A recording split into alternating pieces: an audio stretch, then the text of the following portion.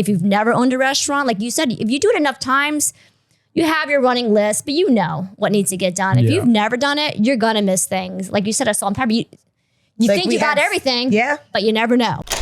Restaurant Punk, what's up? Restaurant Punk. Restaurant Punk. Here we are. What's going on, everybody, ladies? Hello, sir. Hello. You guys look great today. Thanks, bro.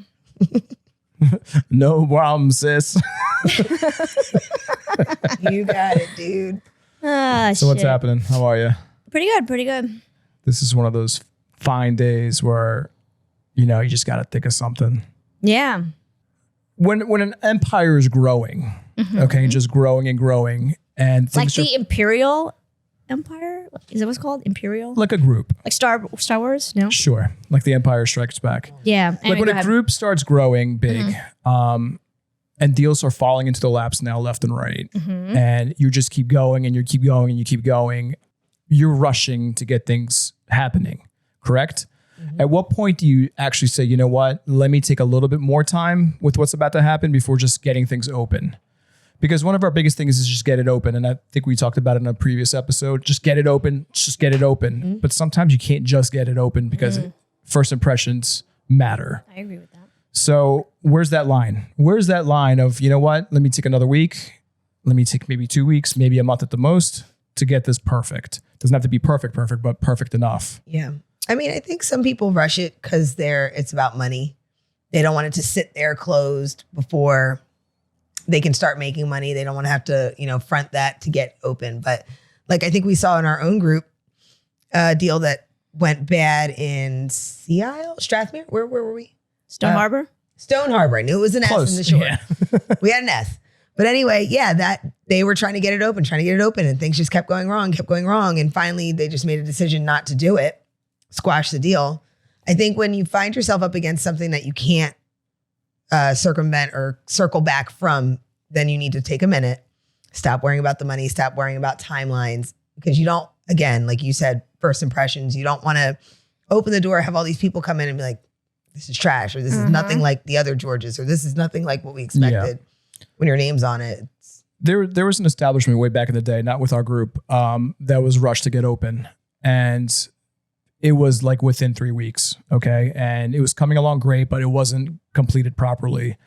And come opening day, things were completely out of whack. There was no coffee machine. There was no ice machine. Something went wrong with this, something went wrong with that. And people came to support that restaurant from day one. And it was just a shit show. It was just a shit show. There wasn't enough staff because you didn't have time because you rushed it open for staff. Nobody could get their coffees because there was no coffees. We're sitting there trying to, you know what I'm saying? So there comes a time between getting something open to make the money. But if you are not capable of providing at least the bare minimum, those people aren't going to come back. No. So where's the money being made there? Do you see what I'm saying? Yeah. I don't know. I think I know it's tough because you're losing rent. I mean, you're paying rent whether you're open or not, right? So you have to it's like a juggling act too, because it's kind of like you don't want to be the person who's always procrastinating. Procrastinating. Oh, that's a good one. I heard it from someone else online. I'm like, that's good because I have the tendency to do that because you want to, the people who want to wait till everything's perfect, everything's in place, and sometimes you're losing money. Sometimes you have enough in place where you could open it, but it's not something that you could say, okay, this is done, and now we're ready, because you never know. Shit's gonna get all up when you first open. It's inevitable, right? Yeah. But I don't know. It's kind of like you just kind of weigh. I think you need to have a list of what you have, what you don't have. How the things that are on the negative list that aren't working out or that you are without. How much is it going to affect the overall business? I think you have to look at what's at stake. Yeah, I feel like they worried more about the atmosphere of the surrounding as opposed to getting the food aspect of it properly and the service aspect of it properly. Is this an opportunity for you to circle back to the service No, atmosphere? I'm just saying. Is this what it feels no, like? Yanni would have been here, but it's okay. I just feel like you can't rush things too fast. I agree with that. Too fast. There's a way to get it open, but like not worrying about the paint right away. Like you going into place, worry about the paint later. Get it open if everything else is working properly. As long as you have, working equipment, as long as you have somewhat of a good staff. You could be short staffed, but you run the room to not whatever. But you can't just gung ho all the time, in my opinion. And this is where Yanni and I disagree all the time. You know what I'm saying? Just get it open, he says, but you can't always. Yeah, it's something like, it's like how they say, oh, you're never really ready to have a baby. Well, you're never really fully ready for anything that you're opening brand new. So when you're in that process, you just have to make sure you're like, okay, can I run through all the steps of service? Yeah. Can we complete a dinner service or a breakfast service without said thing? But overall, you do have to take your time and make sure that you're not putting out a bad product. Because there was another place, again, in another situation, not in our group, that, opening day, they didn't have their menus. Come on. That's menus, kind of because it was problematic. overlooked. Now, what do you do now? You have to sit there and explain all your everything. You just can't. And then you're printing them up just to get it going. And then it just looks cheesy from the beginning. Do you see what I'm saying? Someone dropped the ball. Well, this was, when we first started Restaurant Punk, Yanni's like, go, go, go, go. Oh, it doesn't matter. No one knows how to edit. It doesn't matter. No one really knows how to set up the cameras. He's like, just go. And that's just not how I am. But I appreciate that he did that, because the fact that he forced us, even though no one knew what they were doing, that's why we were able to get where we are now, you know? So in some ways, I like being under the gun. Sometimes I like to be forced to do something and I don't know, because I'll figure it out. Because if you give me all the time in the world, I will procrastinate a plan.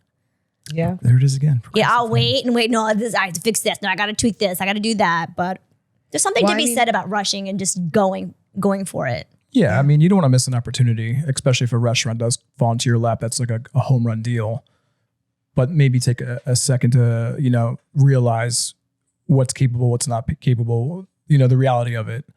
And, it comes with growth and refinement. Yanni always says about grow, grow, grow, and then take a second once we're done growing and then refine. But you have to take a break somewhere in the growth to refine, to keep what you've already opened up to become great or greater, and then continue growing. Yeah. Sometimes you are just focused on one and not the other, and it needs a little balance of both. Well, we found ourselves on our first day in our restaurant last summer. We opened the doors, we're ready to go, and the first person ordered cheese fries, and we all looked at each other and went, we don't have any melty cheese. And we panicked, and everybody's running around, and Peter had just happened to walk in. So now he's got a sauce pot on the griddle trying to warm cheese. And I'm like, screw the cheese. Now I got shredded cheese and I'm melting it on top of stuff in the pizza oven. And it was one of those things that you had to go, you had to make it happen because the customers can see you. Yeah. And you figure it out, but you don't want all your stuff to go like that. No, you don't. We had no salt and pepper shakers. We didn't even realize we didn't have salt and pepper shakers, but somebody asked for salt and pepper, and here we are. We forgot that on the list. Okay, that's what I want to ask you. Okay, so when you're opening a new restaurant, do you make a list and go through it over and over and just keep thinking, what did I miss? What did I miss? What else is there? We thought we did. I feel like in the very beginning, yes. But if you're opening up multiple over time, it's just like a natural thing like driving. But you still make a list for keynotes. Changing over electric, changing over, any kind of Comcast, which is an internet provider, things of that nature, waste management, sewer, water, mercantile licensing. It just kind of happens naturally if you've done it enough times, but there should always be a list. And when we're opening up a new place, there is that list of this is what needs to get done first. But sometimes if you're rushing so fast, let's open it up next week, you're missing a lot of them because you forgot to put them down on your list. Let me ask you a question. Is there a software out there for business owners or specific industries or restaurants where they say, this is the checklist of the things you need? That'd be an interesting thing to have for new owners. I don't think because there's going to be things that you don't think of. And if you've never owned a restaurant, like you said, if you do it enough times, you have your running list, but you know what needs to get done. If you've never done it, you're going to miss things. Like you said, a salt and pepper. You think you got everything, but you never know. We had salt and pepper to cook with, but you can't hand customers a giant box of salt. Right. Here you go. Can't put your hand out and pour it right in. Right. We had the individual packets with the salt and pepper. with the fork and knife, but you're sitting to eat in the restaurant. Here's some packets. Open all these fork packets. Right. We just, it was so embarrassing. What would you do differently? I really thought that we did everything right. So that's my own mistake. I would make another list again. I would go through it again. I would not forget salt and pepper or to have the cheese sauce on. But it's just, again, like you said, there's so many things. Paper towels, stupid stuff that you thought you had it all, but you got to look at it as a guest and as an employee, so you have to stand behind the line. You had to go back out there, act like you're ordering. What would you have? You have to do mock service or something. I guess not when you're super experienced and been doing it a long time, but for us, it was our first one. Right. And we're used to walking into a place that already has it. So it's like furnishing a house. You move into your new house, you forgot to bring a bar of soap. Right, Yeah. right. Well, it's funny because our friend, we have a mutual friend, Hannon. Oh, yeah. Hannon. He, so with the place that he works at now, he was ordering all the stuff for the bar, and he reached out to me. He said, this is my list. Is there anything I missed? And it was interesting because we were like kind of comparing lists, and there are things that he didn't think of, and there are things that I didn't think of. Mm-hmm. So sometimes I think it's good to ask someone, especially someone who's already in that industry, to say, okay, what did I miss? Because you're not going to get everything. Yeah, it's like packing for a trip. You think you got everything, and then you're like, I forgot my tampon. You always forgot something, yeah. Forgot socks.